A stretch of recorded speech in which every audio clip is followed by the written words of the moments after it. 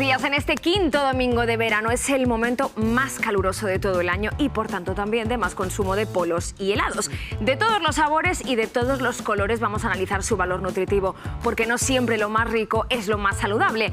También es tiempo de ajo fresco y ajo encurtido. ¿Es un buen alimento para el sistema inmunitario? Nos preguntamos, y para calmar el apetito sin engordar, bueno, pues atención a la respuesta, que dicen que el hambre aprieta hasta ahora si has desayunado poco. Y con una tostada como esa que estáis viendo te quedas saciado todo el día, pero cuidado también con el tostado, porque puede ser más peligroso de lo que imagináis. Lo vamos a explicar hoy en nuestro espacio Aprender a Comer. ¿Y sabéis quiénes comen y entrenan de una manera especial? Los profesionales que trabajan en un circo. El coronavirus les ha golpeado muy duro, pero no pierden la ilusión. Saber Vivir está con todos ellos porque el espectáculo debe continuar, así que arriba el telón.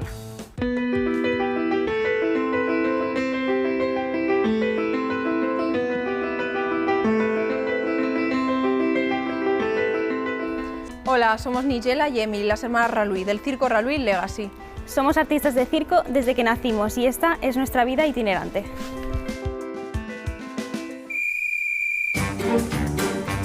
Somos 50 personas en el circo y hay de todo tipo. Somos 15 nacionalidades diferentes, hay mucha acrobacia, mucho número de riesgo también, mucho número de fuerza como las barras, nosotras que hacemos un equilibrio con el monociclo.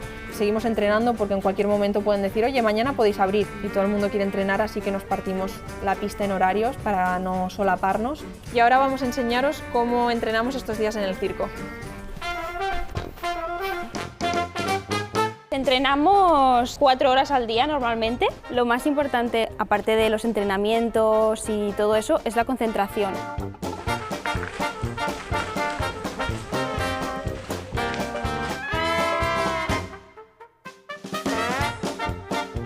Muchos trabajamos en la altura o aunque sea en el suelo puedes caerte mal. Tienes que estar siempre en tensión, dando el 100%. Y luego en la actuación lo bonito es que lo que hagas parezca fácil y eso lo consigues trabajando todo el día.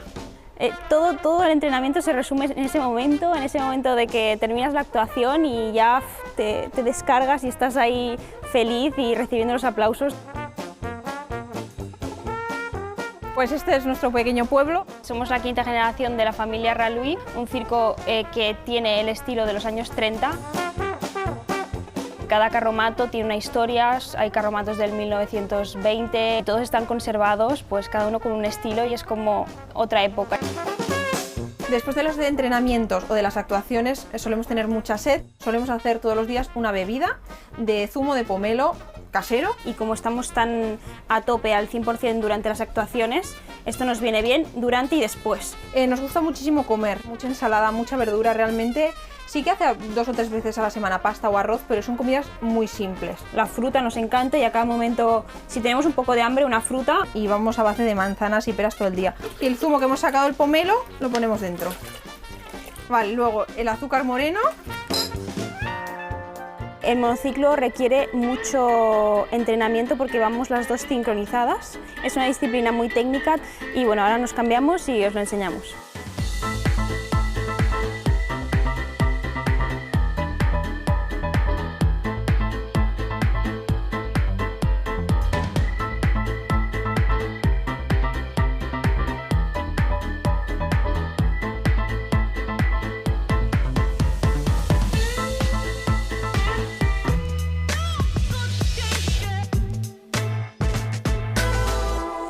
Muy buenos días, Aitor Sánchez, dietista, nutricionista y tecnólogo alimentario. Nuestras artistas de circo lo tienen bastante claro, fruta y verdura todo el tiempo, ensaladas, buenas ensaladas y también para coger energía, platos sencillos a base de arroz y de patata.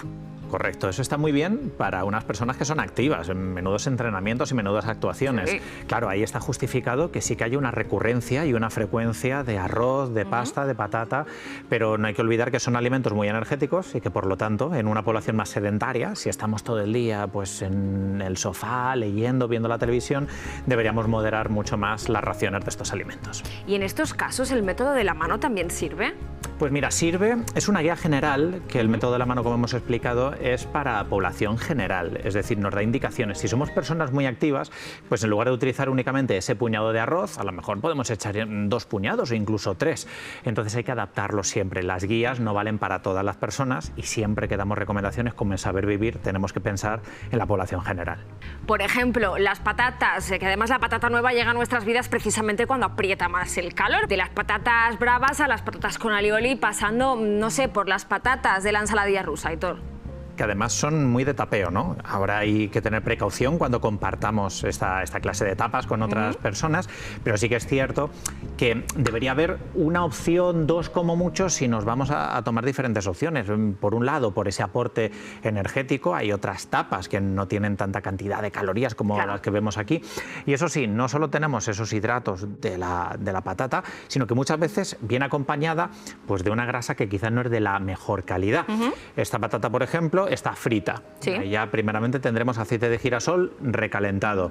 Luego estas salsas que muchas veces vemos en el alioli, no siempre son aceite de oliva, o las ensaladillas. Por lo tanto, si tomamos patata, intentamos que sea cocida, sobre todo fuera de casa, y acompañarla, eso sí, siempre con otras selecciones de verdura. Y por ejemplo, la patata de la ensalada campera, que también es un clásico del verano y de los picnic. Pues mira, está genial, por ejemplo, para llevarlo a un formato casero o a un formato de plato completo. Mira, cogemos lo mejor de esta patata porque es un alimento muy saciante en versión cocida. Ahí ya tenemos la base de nuestra ensalada y la podemos completar con otros nutrientes. El aporte de proteínas a partir de un huevo cocido o de un atún. Esa grasa saludable, ¿cómo lo vamos a conseguir? Con aceite de oliva, podemos añadir también, por ejemplo, algunas nueces, unos frutos secos y se nos quedaría un plato bastante completo si le añadimos alguna verdura. No racanemos que si es ensalada de patata, pero tiene que haber también verdura. Además es que es tiempo de patata y también es tiempo de ajo. Lo tenemos blanco, lo tenemos morado y hasta lo tenemos negro, el ajo más especial.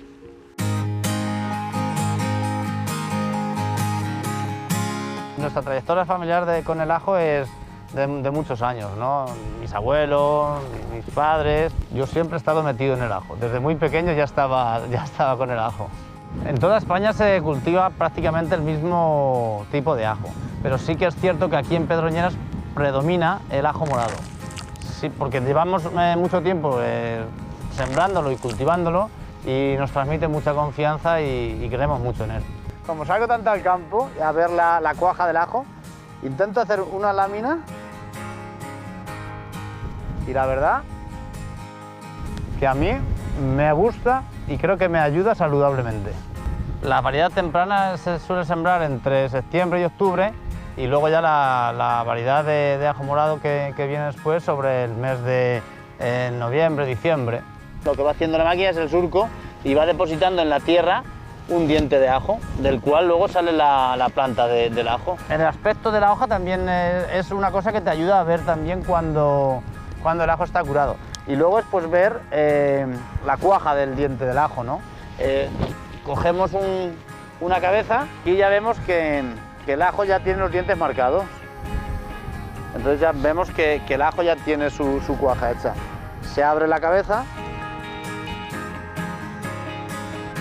y ya vemos que el ajo tiene su carne.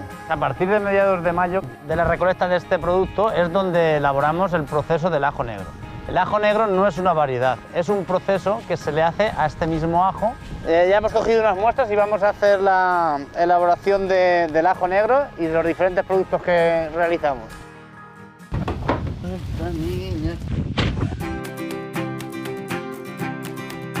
Bueno, compañero, aquí te traigo la cosecha nueva para este año de hacer el ajo negro. Esta es una cámara de fermentación, se mantiene a una temperatura de unos 45 grados. Y luego durante un periodo aproximado de 3 meses, esa es la diferencia que hay entre un vino bueno y un vino vulgar, también entre un ajo bueno, excelente, y un ajo vulgar, con respecto al colesterol, con respecto a la presión arterial, cosas que están estudiadas. Realmente el ajo negro lo que tiene es que ha multiplicado sus propiedades por 10. El ajo sabemos que está en su punto probándolo, y sobre todo, antes de probarlo, lo sabemos por el olor. Un chorreón de aceite y un poco de tomate y tienes aquí el mejor desayuno de la historia. Y a partir de aquí, como decimos nosotros, quien se cuida, ajos come. España es tierra de ajo, aroma de ajo tienen también las huertas y olor de ajo en la persona que come mucho ajo, Aitor. Sí, ni siquiera hace falta comer mucho ajo para que te huela el aliento a este alimento. Fíjate que incluso masticando un diente o un par de dientes puedes tener una persistencia de mal aliento de 24 horas.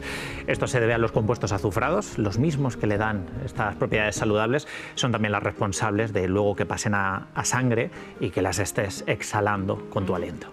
En Saber Vivir ya hemos dicho que no existen los superalimentos, pero sí es cierto que el ajo tiene muy buena fama y tiene fama sobre todo de protegernos contra los virus y contra las bacterias. ¿Eso es cierto? Sí, es así, pero fíjate, no tanto porque fortalece tu sistema inmunitario, como si fuera a convertirte en una persona indestructible, invencible, no es así. Obviamente seguimos teniendo y seguimos siendo vulnerables a las infecciones, pero sí que es cierto que estas propiedades antivíricas o antibacterianas las tiene en contacto con los alimentos, lo cual explica también por qué tradicionalmente se ha utilizado, por ejemplo, para conservar alimentos, por ejemplo, en algunas salmueras donde se añadía un diente de ajo. Tenemos ajo crudo, tenemos ajo cocinado y luego también tenemos ajo encurtido, que no sé si es una buena opción para picotear entre horas y no engordar. Bueno, tanto de que no vayamos a engordar va a depender de muchas opciones, pero sí que es cierto que los encurtidos vienen muy bien como picoteo saludable. Por un lado, porque los que nos han nombrado unas banderillas, aceitunas, cebolletas, zanahorias encurtidas o el propio ajo, aparte de que son en su mayoría productos de origen vegetal, son muy saciantes. El vinagre hace que sacien todavía más, por lo tanto son un fantástico picoteo. Y fíjate, el ajo encurtido se repite menos y al no calentarlo estamos aprovechando muchos de estos compuestos que también son muy beneficiosos. Vinagre, hemos dicho, ¿no? Bueno, pues en vinagre también tomamos el boquerón en verano, un pescado azul que está lleno de sabor y que además ayuda a cuidar el corazón por su famosa grasa omega 3. Lo ha confirmado ahora mismo un estudio conjunto de la Escuela de Medicina de Harvard y de la Universidad Rovira i Virgili. Y fíjate, no solo por el omega 3, es decir, que en el pescado hay muchos compuestos que son interesantes, tiene también una gran proteína de calidad y sobre todo esto hay que hacerlo extensivo al pescado azul pequeñito, ¿no? Los boquerones, las sardinas, las anchoas, porque no tienen además tantos contaminantes ambientales como los grandes predadores. Así que sí, lo recordamos una vez más, el pescado azul es perfectamente saludable. Comamos pescado en verano, pero comámoslo también con seguridad. Atención a los mensajes que nos da la autora de este libro que tengo entre manos. Come seguro, comiendo de todo. Es la experta Beatriz Robles. Cuando lleguemos a casa debemos eviscerar el pescado, lavarlo bajo el chorro del grifo y meterlo correctamente envasado en la parte inferior del frigorífico. El pescado sin cocinar se conserva bien en el frigo durante 1 o 2 días y si está cocinado hasta 3 días. Podemos mantener el pescado blanco en el congelador durante 6 meses y el azul durante 2 o 3 meses manteniendo todas sus propiedades sensoriales. Debido al riesgo de contaminación por anisakis, el pescado de agua salada debe cocinarse de forma que alcance al menos 60 grados durante 1 minuto. La fritura, el horneado, la plancha o el hervido es suficiente, pero tratamientos como el ahumado en frío o el marinado para hacer ceviche no matan el parásito.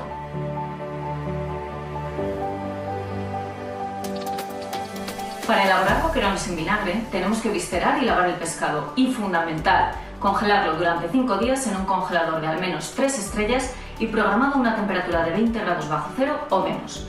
Tras sumergirlos en vinagre debemos colocarlos en refrigeración. Tenemos que tener en cuenta que el marinado en vinagre o en otras soluciones ácidas o alcalinas como el limón o los fosfatos no destruye los microorganismos. Y las personas que tengan alergia a anisakis no deben consumir pescados de agua salada, incluso aunque hayan sido congelados correctamente. El mercurio es un metal pesado que llega al ambiente de forma natural por la erosión de las rocas, por ejemplo, o por la acción del hombre. Por este motivo, la Agencia Española de Seguridad Alimentaria y Nutrición ha emitido recomendaciones sobre el consumo de 4 especies de pescado: lucio, pez espada, tiburón y atún rojo, y solo para algunos grupos de población. Las mujeres embarazadas que estén buscando el embarazo o en periodo de lactancia y los niños menores de 10 años deben evitar el consumo de estas 4 especies. Al cocinar el pescado ya sabéis que tenemos que tener mucho cuidado con la temperatura porque a la mínima se nos queda seco o se nos quema, ya sea al horno, a la sartén, a la parrilla o a la barbacoa. Y que se queme, Aitor, no es bueno. No, claro que no. Es decir, no solo para el paladar, sino también para las propiedades nutricionales. Los alimentos proteicos, si nos pasamos en la cocción, muchas veces acabamos destruyendo parte de los aminoácidos, es decir, de la calidad de proteína de los mismos. Por lo tanto, en el pescado hay que intentar evitarlo y también, sobre todo, por la grasa de calidad que tiene este producto. Si nos pasamos con la temperatura, también vamos a destruir parte de ese omega 3 tan famoso del pescado, el EPA y el DHA. Nos van a quedar muy poca cantidad si nos pasamos con el calor. ¿Y qué pasa con la tostada? Si se nos quema, ¿podemos tomarla si raspamos bien lo quemado? Pues mira, sí que sería lo suyo raspar todo lo posible, es decir, que no ingiramos ninguna parte negra, porque en ese proceso, como es un alimento rico en hidratos de carbono, el pan, ahí tendríamos formación de acrilamida, que es un compuesto cancerígeno. Y ojo, es que las tostadas son un alimento que muchas personas toman a diario o muchas veces a lo largo de la semana. No es como una barbacoa esporádica, donde a lo mejor sí que puedes encontrarte un poco de tostado. En este alimento sí que deberíamos tener cuidado por la recurrencia de consumo. ¿Ocurre lo mismo con las tostadas que con las patatas, por ejemplo, con las patatas fritas? Me refiero tanto de bolsa como las que hacemos en casa. Sí, sucede exactamente lo mismo. También hay producción de acrilamida y hay que atender mucho a cómo es el método de fritura. Es cierto que en industria se está controlando cada vez más la generación de este compuesto de la acrilamida. Se controla mucho la temperatura, también se escogen variedades de patata que generen menos cantidad de acrilamida, pero es cierto que la patata frita es un compuesto especialmente delicado porque cuando tomamos patatas fritas tomamos una ración bastante importante, no nos damos cuenta, y hay algunas personas que también con demasiada frecuencia. Por lo tanto, prioricemos patata cocida, patata al micro y no siempre la fritura. Pues muchísimas gracias, Aitor, como siempre, por todos tus consejos. Seamos prudentes para que no se nos quemen los alimentos y más precavidos aún para que el sol no nos queme a nosotros la piel. En esta época del año los rayos solares queman más que nunca y por eso hay que cuidar muy bien nuestra piel si nos ponemos al sol.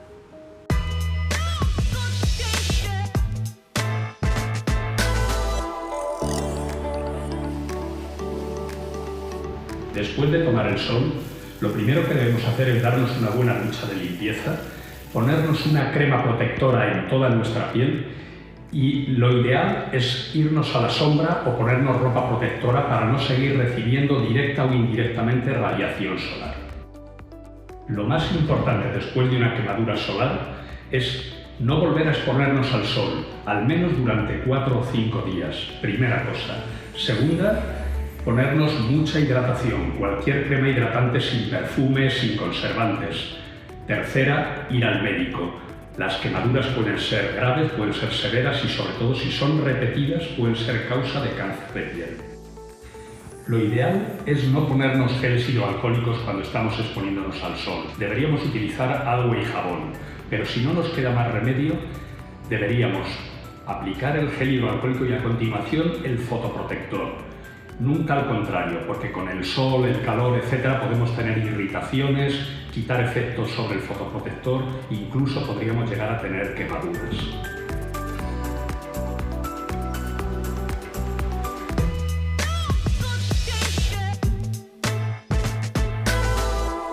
Bajo el sol de julio, cuando hace tanto calor, siempre apetece un buen baño, sí, pero después de comer, ¿qué pasa? ¿Será cierto eso de que se corta la digestión? Bueno, pues nos lo aclara nuestro médico especialista, el doctor Gonzalo Guerra. Muy buenos días, Gonzalo. Buenos días, Miriam.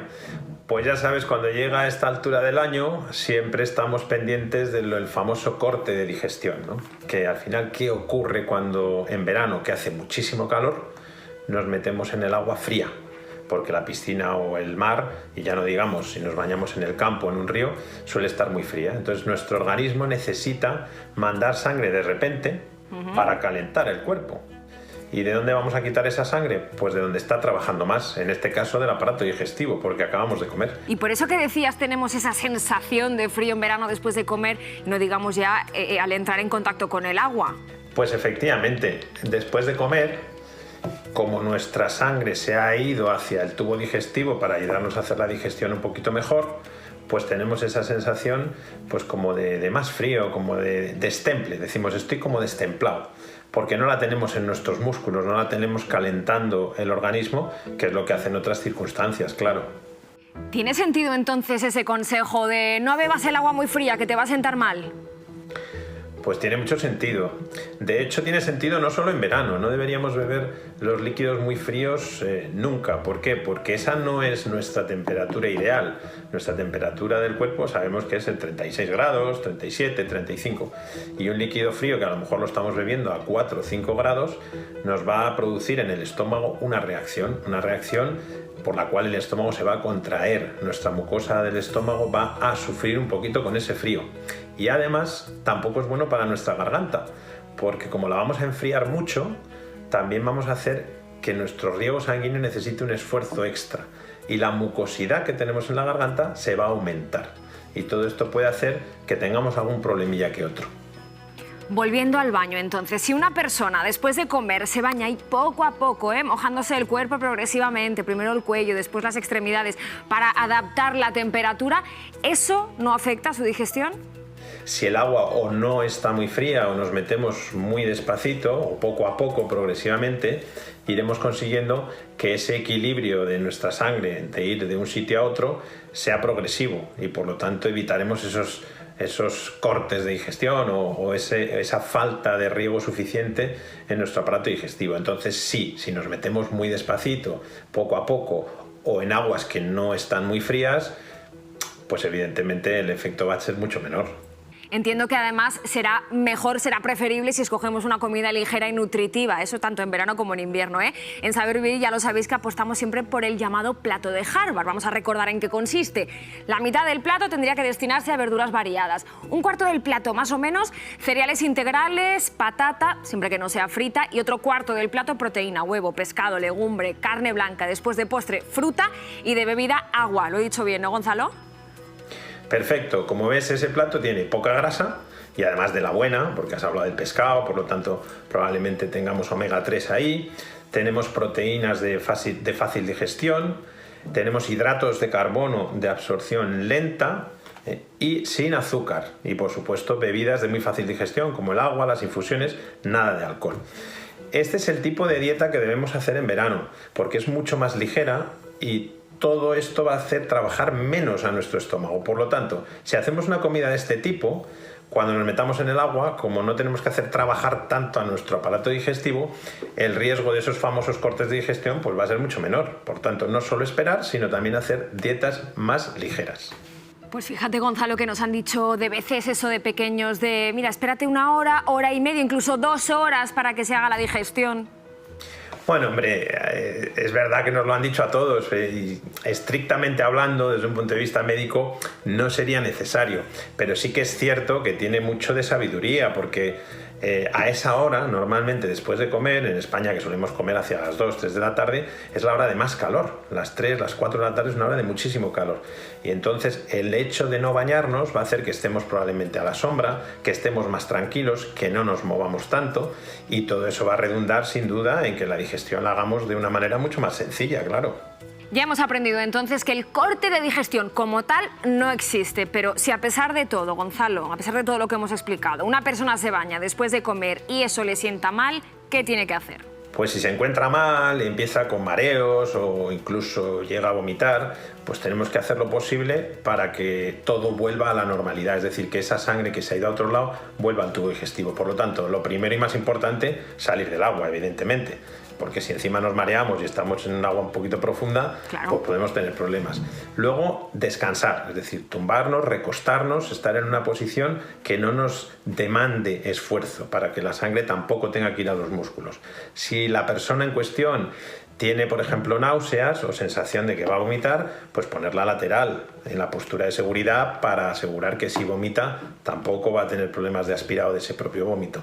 Y en el fondo, pues dejarle descansar, taparle con una manta, que no tenga frío, que el cuerpo esté calentito y lo normal es que en un ratito la persona se encuentre mucho mejor.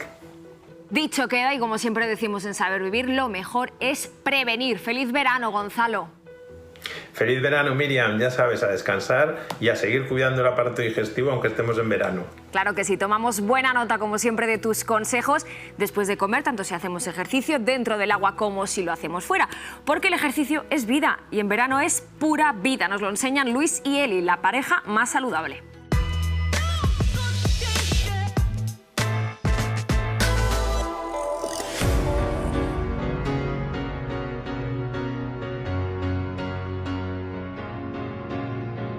Por fin llegan las merecidas vacaciones de verano y vienen esos días que estamos fuera de casa, de nuestro gimnasio, somos un poquito más flexibles con la dieta, pero eso no significa que no podamos hacer ejercicio. Y además, queremos hacer ejercicio para ganar masa muscular. ¿Por qué es importante la ganancia de masa? Luis, es importante que tengamos una masa muscular fuerte porque nos da equilibrio, nos ayuda a perder un poquito la grasa con la que nos pasamos en la dieta, nos regula el azúcar en sangre, nos relaja, nos ayuda a dormir. Como no tenemos gimnasio, hemos inventado unas pesas caseras, cada uno que se las adapte a su nivel, ¿vale? Nosotros vamos a coger unas botellas de agua de 1,5 litros para mí y Luis, que está un poquito más fuerte, de 6 litros.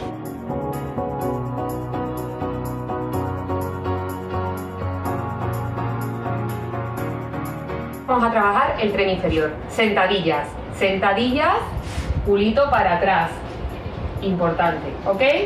Como si nos sentáramos.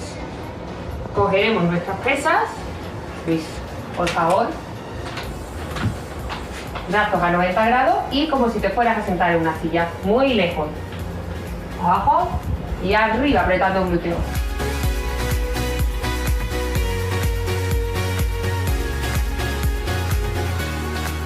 Ya que tenemos las botellas de agua tan a mano, recordad que es muy importante en verano hidratarse bien antes y durante el ejercicio. Y ya sabes que no hay excusas para no hacer deporte, incluso en vacaciones. ¡Familia!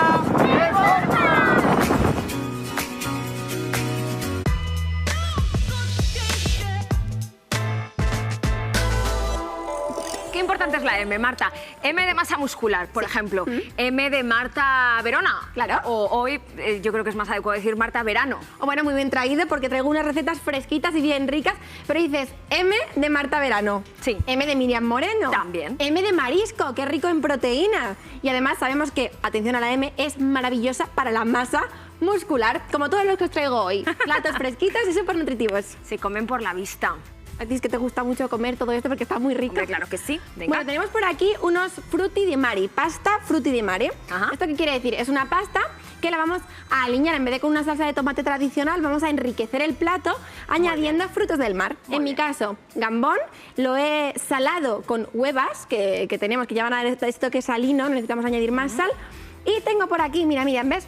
Una vieira, que la podemos trinchar y es un plato súper completo. Y esto es para todos los bolsillos. Si queremos podemos hacerlo con un marisco más baratito, con mejillones, con lo que esté fresco en el supermercado. Proteína rica para empezar. Eso es. Y para seguir, porque tengo por aquí otra proteína maravillosa, la de la ventresca de atún, la del huevo, que son protagonistas de la ensaladilla rusa de toda la vida. Pero vamos a hacerla en su versión más saludable.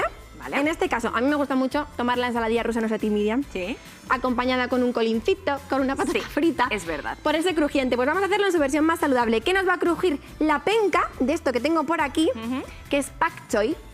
Es una celga. Pak choi. Es una celga japonesa.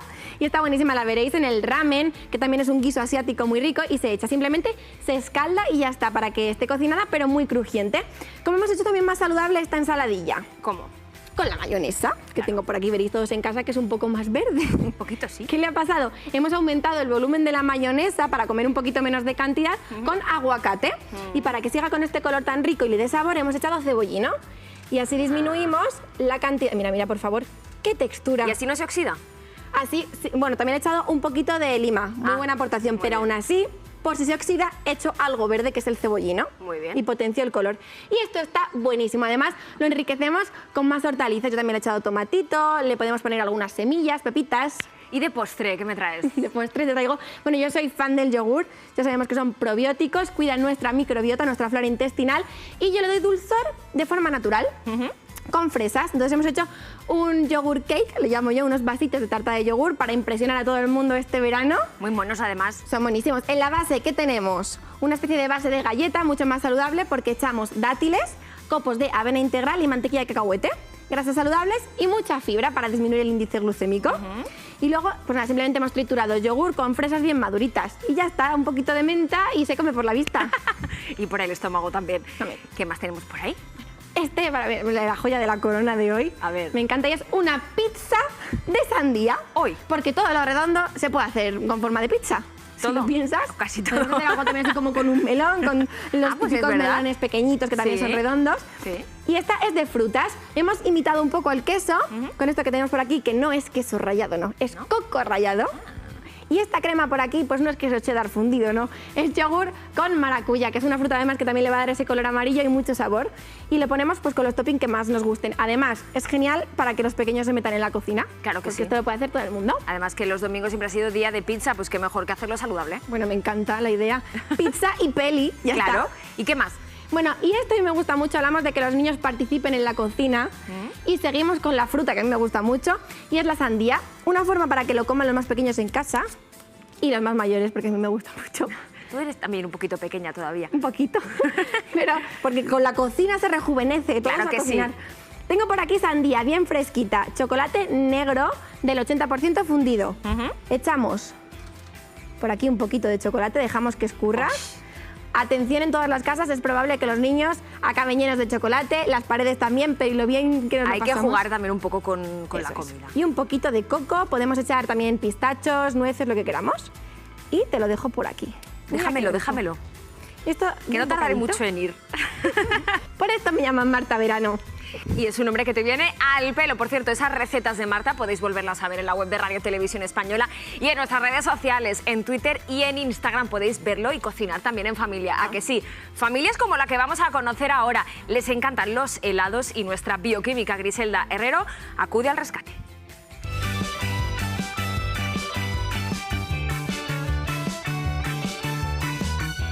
Hola, ¿qué tal? ¿Cómo estáis? Hola Griselda, ¿qué tal? Muy bien, pues ya con el verano aquí encima y después del confinamiento, pues a los niños se les estaba ocurriendo una idea. Hoy nos ha apetecido para merendar tomaros unos helados. ¿Me podrías decir algunas ideas para comprarlos? Mira, los helados comprados normalmente van a tener un montón de azúcar, glucosa, endulzantes, sirope y también tienen muchas grasas que no suelen ser muy buenas, ¿vale?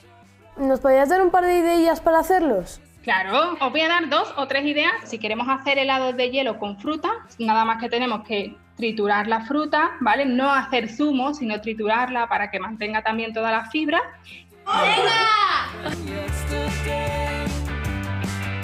Y esa misma fruta la congelamos. Podemos hacer, como el que os voy a enseñar yo ahora, un helado mixto. Hola, qué rico. Primero una parte, que sería esta de aquí, que es de mango en este caso, y cuando ya está solidificado le echamos la otra parte, que en este caso es de frambuesa, y luego podemos hacer helados tipo más cremosos.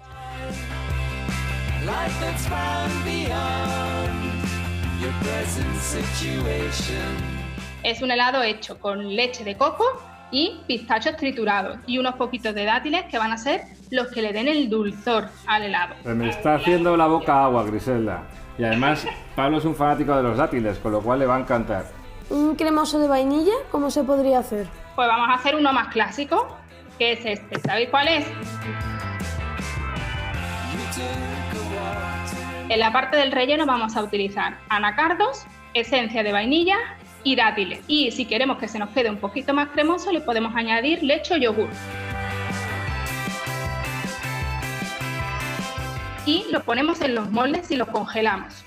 Esto necesita congelar entre 4 y 8 horas. Una vez que está congelado, vamos a derretir chocolate del 85%. Ese chocolate con o sin almendras lo vamos a mojar dentro del chocolate y lo vamos a dejar enfriar. Bueno, Álvaro, ¿qué te parecen las ideas que os he dado? Pues me parece que va a estar muy rica. Nos van a salir los helados de rechupete. ¿Luego te enviamos la foto de cómo nos han quedado? Eso es, sí, en la foto siempre, que yo vea cómo habéis hecho los helados. Pero antes de comerlos, porque si no solamente va a ver el palo.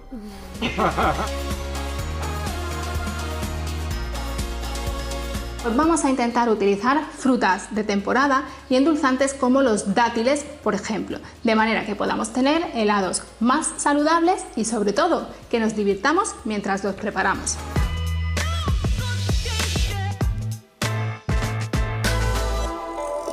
Muy buenos días, doctor Fernando Fabiani, médico de familia de Saber Vivir. Tengo una duda. ¿Por qué será que después de comer helado nos entra tanta sed? Pues por el mismo motivo por el que no debemos consumirlo en exceso, y es por su alto contenido en azúcar. El azúcar lo absorbemos, pasa al torrente circulatorio y desde ahí absorbe el agua de nuestras células. y nuestro cuerpo detecta que tiene que reponer ese agua que ha perdido. Por eso nos entra sed inmediatamente después. Tenemos que tomar ese agua que nos hace falta. Está claro entonces que el cuerpo nos pide agua, no azúcar, así que démosle agua, porque sin agua realmente no podemos vivir más allá de 3 o 4 días, ¿no? Efectivamente, el cuerpo humano puede pasar bastantes días sin ingerir ningún tipo de alimento, pero sin tomar agua muy poquitos días. De hecho, solo una pérdida del 10% del agua del organismo ya puede ocasionar problemas graves.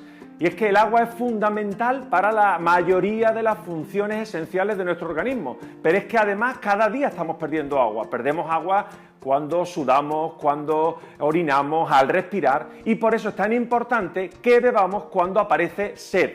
Porque es la señal de que tenemos que ir recuperando ese agua que vamos necesitando. Poniendo especial énfasis, lógicamente, en los días de más calor o cuando hacemos ejercicio. En Saber Vivir ya hemos explicado que nuestro aparato digestivo necesita agua para funcionar correctamente y no tener problemas de estreñimiento, por ejemplo. Pero sin agua tampoco funcionan bien los músculos. Los músculos también necesitan agua para mantener su flexibilidad, para estar flexibles y preparados para el esfuerzo. Cuando estamos deshidratados, por ejemplo, los calambres son mucho más frecuentes y el corazón se acelera más, da taquicardia porque falta volumen circulatorio. Pero es que además, cuando más ponemos en marcha nuestros músculos, que es cuando hacemos mucho ejercicio, resulta que es que perdemos más cantidad de agua porque sudamos más. Total, que hay que beber agua antes, durante y después del ejercicio. Piden agua los músculos y pide agua también nuestro cerebro, que no es un músculo, pero es el que manda, de hecho, en todos los músculos. Bueno, y no en todos los músculos, en todo el cuerpo. O sea, es el que manda, el que está al volante, el jefe, el capo, el boss, Miriam. Es el que lo controla todo y tenemos que cuidarlo y mimarlo. Tenemos que darle lo que necesita para funcionar. Y una de las cosas que necesitas es agua. Necesita agua. De hecho, cuando estamos deshidratados, muchos de los síntomas que aparecen pues señalan que hay un problema de funcionamiento a nivel cerebral. Cuando no podemos concentrarnos, aparece dolor de cabeza, tenemos dificultad para memorizar algunas cosas, no nos encontramos fluidos, no nos encontramos finos, y es porque el cerebro está achacando ya que está perdiendo esa cantidad de agua que necesita para funcionar correctamente. La deshidratación, que insisto es un problema muy grave, pero que afortunadamente es muy sencillo de prevenir, bebiendo agua cuando tenemos sed. Entonces, bebamos agua cada vez que sintamos sed y evitemos el sol, aunque se dice que es bueno porque tiene vitamina D, o que nos aporta, mejor dicho. Bueno, pero es que afortunadamente protegerse del sol no está reñido con exponerse al sol.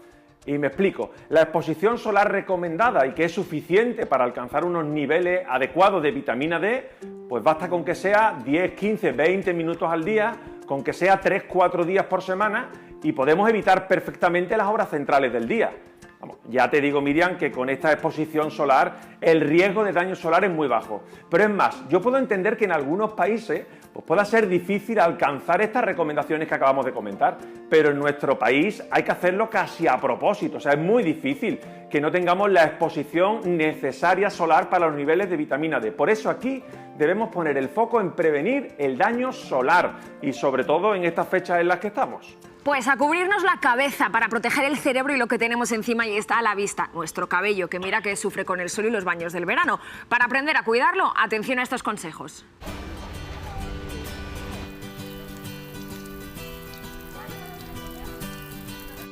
En primer lugar, será recomendable lavarse el pelo de forma frecuente. Especialmente cuando nos bañemos en la playa o en la piscina, es imprescindible un aclarado posterior. Este año, además, se da el agravante que con la infección por coronavirus las piscinas tienen un alto contenido en cloro. Por lo tanto, va a ser muy importante que después de bañarnos en la piscina realicemos un correcto aclarado, ya que el cloro no solo empeora el aspecto estético de la fibra capilar, sino que además contribuye a producir dermatitis en el cuero cabelludo. En segundo lugar, es recomendable en personas que tengan el pelo muy largo utilizar productos que faciliten el desenredado, por ejemplo las mascarillas y los acondicionadores. De esta forma evitaremos el daño por tracción al peinarnos el pelo. Y en tercer lugar, no menos importante, es recomendable el uso de filtros solares, tanto para el cuero cabelludo como para el cabello. Ya conocemos que la radiación ultravioleta produce un daño sobre el cuero cabelludo, aumentando el riesgo de cáncer de piel. Pero es que la radiación ultravioleta también puede producir un daño sobre la fibra capilar, contribuyendo al envejecimiento del cabello. Protejamos nuestra cabeza del sol y mucho cuidado con la tensión arterial, que con el calor del verano puede bajar más de la cuenta, doctor Fabiani. Sí, el calor, por el efecto que tiene sobre el sistema circulatorio, produce bajadas de tensión. La tensión está más baja que habitualmente. Lo que nosotros podemos notar cuando la tensión se baja más es esta sensación de visión borrosa, de cierta sensación de mareo, que cuando va más allá da esta sensación de que parece que me voy a marear o que es que parece que no me llega la sangre a la cabeza. Esto es especialmente importante en personas que ya durante el resto del año ya tienen cifras de tensión normalmente bajas. Y estas personas tienen que tener precaución, porque es que hay veces que esto, si avanza, si va más allá, puede llegar a producir un síncope, o sea, una pérdida de conciencia, un desmayo, oye, que a veces me puedo dar un buen golpe. Por eso en estas fechas es importante que sobre todo estas personas pues tengan precaución al levantarse, no hacerlo bruscamente cuando se levantan de la cama o del sofá, y que ante el menor síntoma de sensación de mareo o de visión borrosa se sienten rápidamente o se tumben incluso, porque mejor tumbarte tú a que te tumbe tu cuerpo con un desmayo. ¿Y el calor siempre es la causa de que baje la tensión en verano?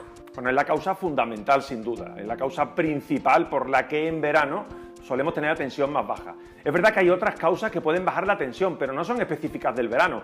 Por ejemplo, una anemia importante por déficit de hierro o por otros motivos, o por ejemplo en el embarazo normalmente la tensión está más baja, cuando hay un sangrado, en la deshidratación que acabamos de comentar también se baja más la tensión. O sea, hay diversas causas. De hecho, yo no sé si alguna vez has oído hablar de la relación que puede tener la tensión arterial con la altitud a la que estamos respecto al nivel del mar. Pues no, la verdad que no. Aclárame eso del nivel del mar. Que te lo aclare. ¿Qué te gusta todo lo que suena a mar, todo lo que suena a verano y todo lo que suena a playa, Miriam? Pues mira, es muy sencillo de recordar, muy sencillo. Mientras a mayor altitud estamos, más se eleva la tensión, y mientras más bajo estamos, más se baja la tensión. Vamos, que la tensión está igual que nosotros. Si estamos más altos nosotros, más alta está la tensión, y si estamos más bajos, más baja está la tensión. Esto tiene relación fundamentalmente con el nivel de oxígeno, que es menor mientras mayor altitud. Es algo que se ha estudiado ampliamente, pues por ejemplo, en ascensos al Everest, ¿no? A grandes picos. Hombre, ya te digo que por esto que estamos hablando, es poco probable que cuando hay pequeñas oscilaciones de altitud lo podamos notar. O sea, que si vives en Córdoba y veraneas en Málaga, ya te digo que no vas a notar mucho cambio. ¿Y para subir la tensión es bueno eso de tomarse un café o un refresco de cola con cafeína? Es cierto que la cafeína sube la tensión. De hecho, una de las recomendaciones que damos a las personas que tienen la tensión un poco alta, que empiezan a tenerla alta, es que no abusen de la cafeína. Cafeína que, como bien indicas tú, no solo está en el café, también en los refrescos de cola y también en las bebidas falsamente energéticas. Cuando queremos subir la tensión, normalmente lo primero que tenemos que hacer es aumentar la ingesta de líquidos. ¿Que queremos que ese líquido lleve un poco de cafeína? Bueno, puede ser una buena idea, pero en estas fechas mejor tomar un café con hielo que un refresco de cola azucarado o que esas bebidas falsamente energéticas. Me queda claro. Y para los que tienen la tensión alta, las personas hipertensas, ¿qué cuidado deben tener en verano? Exactamente los mismos que el resto del año. Primero, ejercicio físico. El ejercicio físico que nos va a ayudar a controlar el peso, que también está relacionado directamente con la tensión, pero es que en sí mismo el ejercicio físico baja la tensión arterial, disminuye el consumo de tóxicos, alcohol y tabaco, que más allá de que eleva la tensión arterial tiene múltiples riesgos, disminuir el consumo de sal y cafeína, como acabamos de comentar, y no abandonar el tratamiento, cumplir nuestro tratamiento que tomamos para la tensión, si es el caso. Sí es cierto que muchas veces por este efecto del calor sobre la tensión puede haber personas que durante las fechas de más calor deban disminuir un poquito la dosis del tratamiento porque les haga menos falta para controlar la cifra. Pero esto siempre es conveniente que lo hagamos con control de nuestro médico, de nuestra enfermera, que contactemos con ellos si vemos que la tensión está un poco más baja para que nos recomienden cómo ajustar el tratamiento, no hacerlo nosotros por propia iniciativa. Con esos desbarajustes de la tensión también nos puede doler la cabeza. ¿Y por qué surge ese dolor que los médicos llaman cefalea? ¿Puede influir el uso de la mascarilla, por ejemplo, para prevenir el contagio por coronavirus? Vamos a verlo.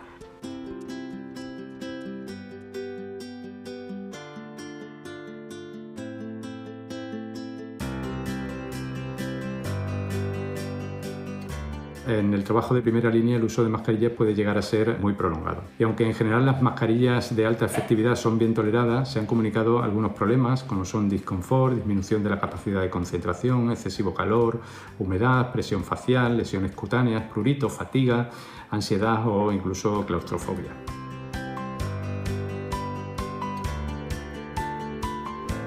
Hemos realizado en nuestro área sanitaria un estudio para demostrar si existe una asociación entre la aparición de cefalea y el tipo de mascarilla utilizada, así como el tiempo de uso. Y también hemos intentado valorar el impacto de esa cefalea en los profesionales sanitarios. En nuestro estudio demostramos con bastante claridad una asociación entre el uso de mascarillas con filtro y la aparición de esta cefalea, así como un impacto negativo en múltiples dimensiones de la vida de los profesionales sanitarios. La mascarilla es indispensable para prevenir el contagio cuando estamos cerca de una persona con quien no convivimos y si salimos a la calle, mantener la distancia de seguridad. Algo que nos recuerda de esta simpática manera la deportista rusa Samira Mustafaeva. Así nos recuerda lo importante que es respetar la separación abriéndose de piernas, algo que ella domina porque es gimnasta rítmica y además medallista olímpica.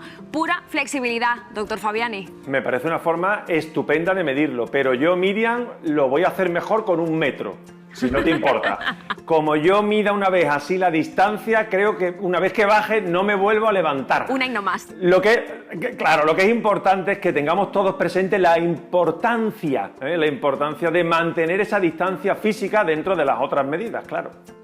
Son tiempos, de hecho, que nos están poniendo a prueba como ciudadanos y como personas, porque nos toca pensar en nosotros mismos, pero también en los demás, para ser, pues eso, buenas personas. Sí, podríamos definir lo que es ser buenas personas en estos días, en estas semanas, en estos meses que nos están tocando vivir, ¿verdad? Lo primero, como buena persona, es pensar, como decías, en los demás. Muchas veces todas estas medidas, estas recomendaciones no se dan por la salud de uno, sino de los que le rodean. Y por tanto tenemos que pensar en ellos y no solo en nosotros. Y además ser buenas personas porque hacemos lo que se recomienda. Distancia física que acabamos de comentar, correcto uso de mascarillas, higiene de manos y siempre que sea posible reunirnos mejor al aire libre que en espacios cerrados. Muchísimas gracias, doctor Fabiani. Hay que hacer caso a los profesionales sanitarios porque miran por nuestra salud desde los centros de salud, los hospitales y los laboratorios. Es el mundo al que pertenece nuestro siguiente invitado. Prestad muchísima atención.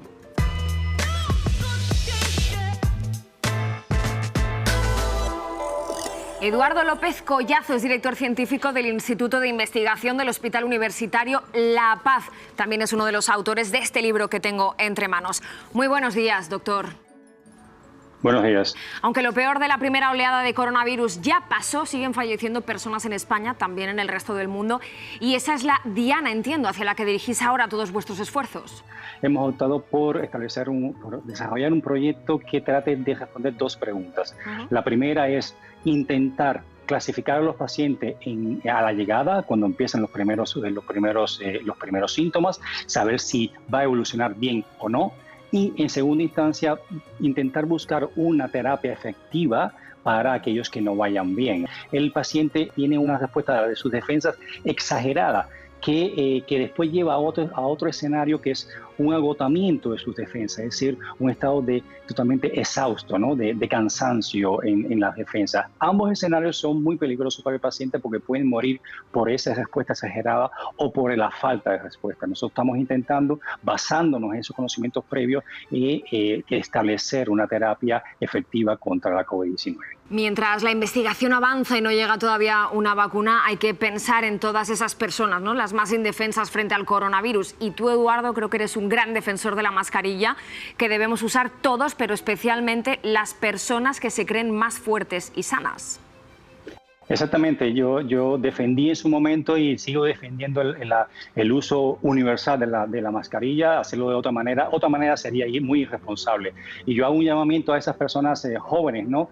que se sienten totalmente inmortales, inmunes frente al virus. Realmente no son inmunes, simplemente que cuando se infectan no tienen unos síntomas muy severos, muy acusados, ¿no? Pero sin embargo se infectan igualmente y pueden transmitir, son vectores. Por tanto, esas personas van a transmitirle a sus seres queridos, a sus compañeros de trabajo, a sus amistades, etcétera, etcétera. Y aunque no se ven afectados directamente, sí al afectar a la sociedad indirectamente van a estar afectados. Además, nunca sabemos si en una de esas mutaciones que tiene el virus va a aparecer una cepa que sí afecta directamente a la población joven. Por tanto, el mensaje claro es: usa mascarilla aunque seas joven. La mascarilla es necesaria para no contagiar a los demás y que los demás no nos contagien a nosotros. Y puede contagiar cualquier persona porque el virus viaja por el aire. Eso dicen 239 científicos en una carta que han mandado a la Organización Mundial de la Salud. Dependiendo de la distancia que tengamos una persona alrededor, que inhale involuntariamente esos aerosoles o esas gotitas de agua que salen de nosotros, pues se van a poder infectar. Eso simplemente lo podemos evitar con algo tan simple como una mascarilla. ¿Y qué diferencia hay entre esas gotitas de las que nos hablabas y los aerosoles? Bueno, las gotitas son gotas de líquidos que como son más pesadas que los aerosoles, van a caer al suelo o a alguna superficie contaminando el suelo o la superficie. Sin embargo, los aerosoles sí van a viajar mucho más tiempo, van a estar mucho más tiempo en el aire y hasta que finalmente se evaporen, ¿no? En ambos casos, el uso de la mascarilla tanto va a evitar que salgan de las personas que están contaminadas o que las personas no contaminadas se inhalen esas gotitas y esos aerosoles. ¿Y sigue siendo necesario desinfectar todo lo que entra en casa de la calle, la compra, la encimera, las llaves, el móvil? Porque parece que ahora nos estamos relajando y estamos olvidando eso que hacíamos al principio. Yo lo sigo haciendo, por ejemplo, para darte un ejemplo, yo lo sigo haciendo y lo seguiré haciendo por un buen tiempo. Creo que es una de las costumbres que debemos implementar como sociedad. Crear nuestro espacio de vital como nuestra casa libre de patógenos es muy deseable. No solamente de ahora que tenemos una pandemia, sino también cuando tenemos una epidemia de gripe estacional o para evitar la entrada de cualquier tipo de patógeno. Hay otras sociedades donde quitarse los zapatos, lavarse siempre las manos inmediatamente que llegues de casa y limpiar todo lo que entre a casa es una costumbre, pues esto debemos implementarlo. Yo creo que hay tres cosas que hay que implementar, es el uso de la mascarilla, el lavado frecuente de las manos y tratar de desinfectar todo lo que entre en nuestras casas. Lo has dicho muy claro. Muchísimas gracias, doctor Eduardo López Collazo, por tus sencillas explicaciones para seguir teniendo buena salud. Muchísimas gracias. Hagamos de nuestro hogar un lugar seguro, pero también un sitio más cómodo para trabajar y para vivir en tiempos de coronavirus. Hay una profesión dedicada precisamente a eso, se llama interiorismo. Y os la descubrimos al final de este domingo de verano. Un domingo más para saber vivir. Cuidaos mucho. No hace falta comprar absolutamente ninguna pieza especial ni nada por el estilo. Con lo que tengamos en casa podemos realizar absolutamente todo. Fuera cortinas, fuera estores, parece mentira que diga esto, pero durante el día vamos a correrlos. No ocurre nada, es decir, lo primordial es que nos entre salud natural. En este caso vamos a comenzar por la entrada. Podemos, por ejemplo, con un par de paneles para sacar todo lo que son los zapatos y las piezas de calzado fuera de casa. Sobre todo lo que tenemos que hacer es abrir la mente. Evidentemente, uno de los errores en los que siempre caemos es en el de colocar o situar una mesa de despacho en la mesa de comedor. Con una buena iluminación, que no sea molesta, que trabajemos bien, podemos conseguir nuestro pequeño despacho sin tener que abarcar todo el salón. Y además, dentro de esta pequeña mesa, podemos dar espacio a 4 comensales.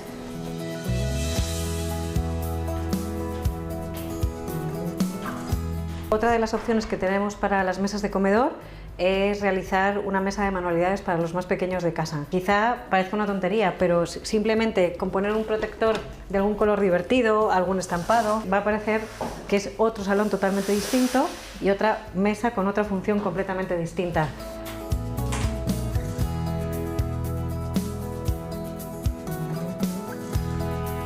Lo que tenemos que tener muy claro es que nuestros hogares son nuestros espacios.